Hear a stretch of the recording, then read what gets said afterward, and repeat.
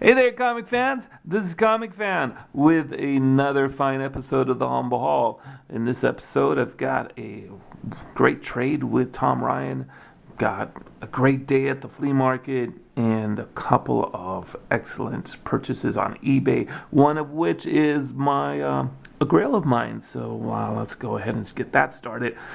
First up, like I said, the trade with Tom Ryan. In case you guys didn't know, I think last video, a couple videos back, I had a trade video. People watched it. People wanted some books. And finally, I had one trade come out of that. Still a good thing. Don't mind that at all. Tom Ryan's books consisted of Frankenstein Mobster, number 0, cover B. This is basically just a great cover by Adam Hughes. Not much else to that. The cover says it all. I was really happy to have that. Next up, got a Howard the Duck number 11. For some reason, I bought number 1 probably almost a year ago, and out of all the things that Gene Colan does, this is the one thing that actually attracts me to his work, strangely enough. So I think I'm going to start this run. You'll probably see more of those. Oh yeah, Contest of Champions, number 1.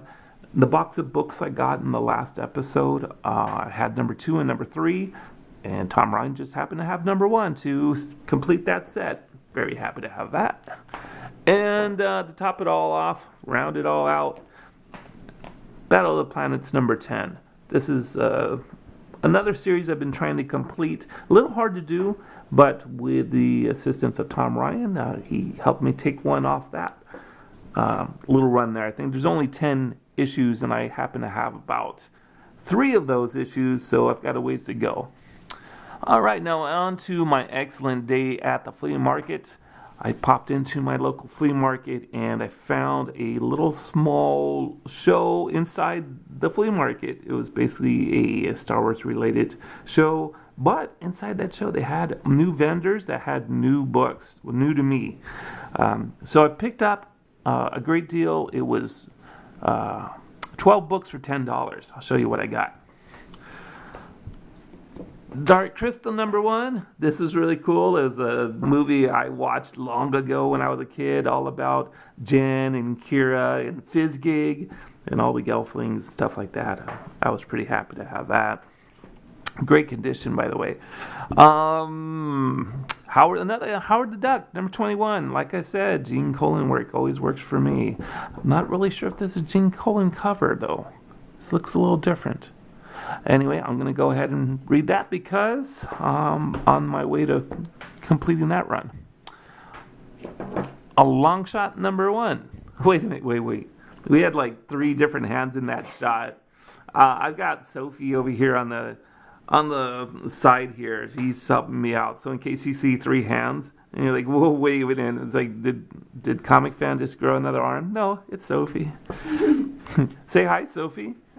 Hello. Yeah, I know, a long time no see, Sophie. Film when I'm not here. Right, and that's just what happens. So anyway, Longshot number 1. Great Art Adams stuff. Master of Kung Fu, 125. It's the last issue of Master of Kung Fu. Cool stuff. A great photo cover, Marvel Team Up, Spider-Man and Captain America, number 128. These are really cheesy covers. They're really bad, but they were so bad they're good. I love them. You might also recall a photo cover in Spider-Woman number 50, for example. So these are really great things to pick up. They're just really bad. It's Photoshop. It is. Well, yeah, it is kind of photoshopped. I mean, you can't just have these 2 dorks in front of all of this. It's definitely photoshopped. Yeah. All right. For those you guys don't know, this Kraven's Last Hunt is a storyline I've been trying to finish. I have this one already. I just needed one in a better condition, so I picked that one up in the 12 books for $10. But I finally got to finish that storyline with this one. This is Spider-Man number 32, part 4, the resurrection of Kraven's Last Hunt. Very cool. And then, this was the great thing. about the 12 books for $10. I found All-Star Comics number 58, first appearance of Power Girl. And not just one of them either, I found two. Really great. How are you going to get those for less than $1? It happens. It happened to me. 2 copies. Really happy about that. A Thor number 225, first appearance of Firelord. Really happy to have this. Not so happy to have it in a sense, because I'll tell you why. Inside this thing, heartbroken. Just heartbroken. Let me show you guys. You can't really complain when you get something like this for less than $1. But I have this already, and it was missing the same thing as this one. Let me show you. Where is it? It's back here somewhere, and it's gonna suck if I can't find it right away. There it is. Missing the Marvel value stamp.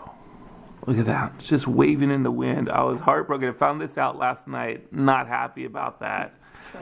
Tragic. Sophie, go get me a tissue. All right, so anyway, going on with that little bundle. A What If number 10, what if Jane Foster had found the Hammer of Thor? This is led to believe this is the first appearance of Jane Foster as Thor, right? Thor, right, okay. Very cool story. And this was a great thing here. Marvel Team Up number 55. It's the first appearance of one of the Infinity Gems. Great little book for those who are trying to complete all of the Infinity Gems before Infinity Gauntlet movie comes out. Take a look at this. It's really good stuff. And then this was not part of the 12 books for $10. That was the end of that. This was an individual purchase at the flea market. I got this for $14.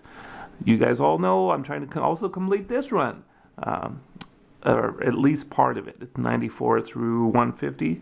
Got XMen number 110.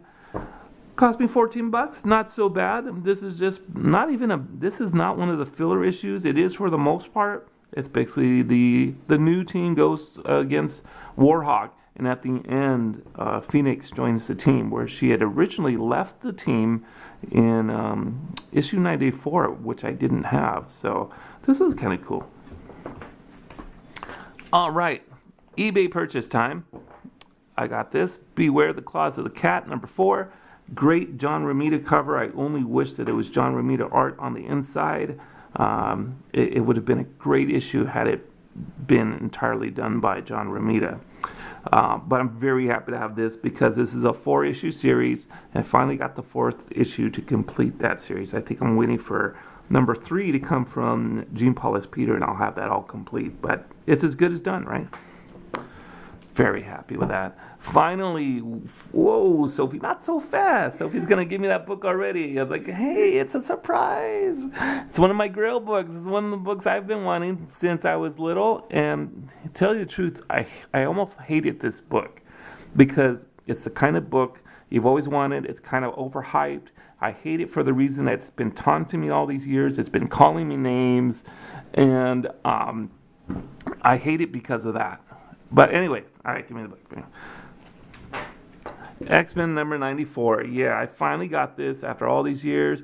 I can finally lay to rest all my worries about starting that whole run because 94 is the basic first appearance of the new team.